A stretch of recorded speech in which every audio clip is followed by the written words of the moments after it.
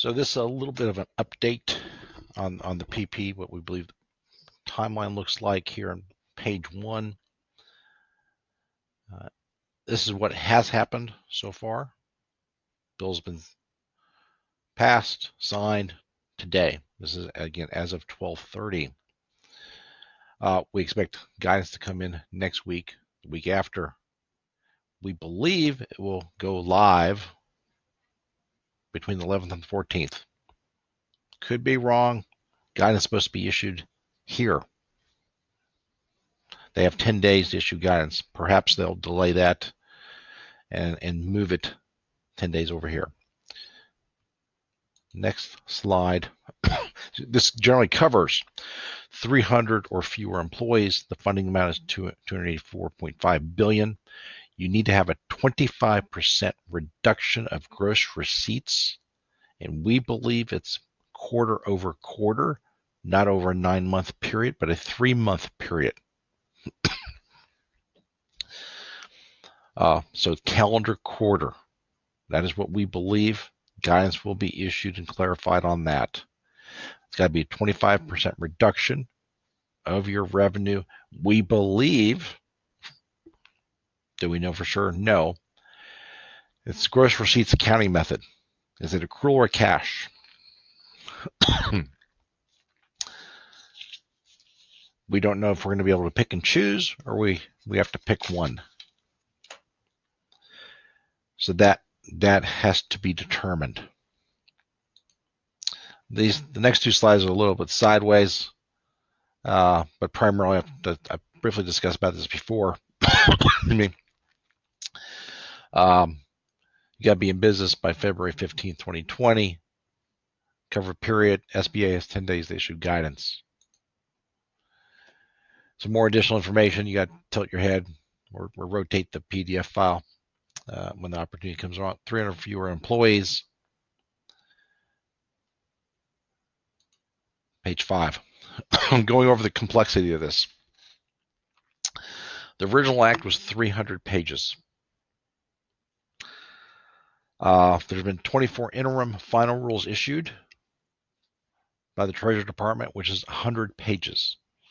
There's been 77 SBA frequently answered questions over 25 pages. And now we have part 2. And within there, that's part of the 5,600 page bill. Eligibility criteria is a little bit more complex. You need that 25% reduction. Potentially, if you're less than 100 employees, there may be a safe harbor. That is yet to be clarified. Loan amount rules are slightly different. Application process, allowable use of the funds has been expanded. Forgiveness process, criteria, and documentation requirements. Then we go to page 6. This is kind of how we're looking at it. We have to determine and assess if you're eligible or not.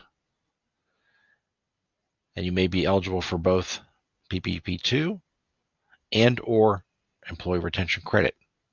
And there's going to be requirements on the employee retention credit, who qualifies, who does not. We're going to try to use a path of least resistance. Some of you may want to use your original lender. We're going to try to use a little bit more streamlined process to move it along, because the bigger banks tend to be a bit slower in some cases. And communication process is a little bit more difficult. Not in all cases, but in some. As many of you have experienced, there was no one to talk to. So kind of our process that we're looking at is, here's where we're doing a lot of the stuff. The application's created. We complete the application. It's sent for e-signature. Initial document upload. You receive and complete the self-certification and e-signature. So this is all digital.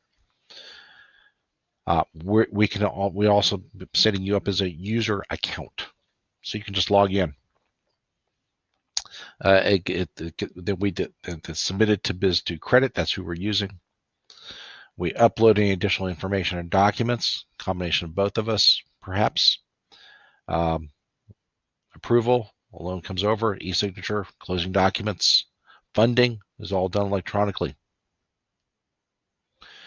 So this is a short overview again of kind of what the process, how we're looking at it here.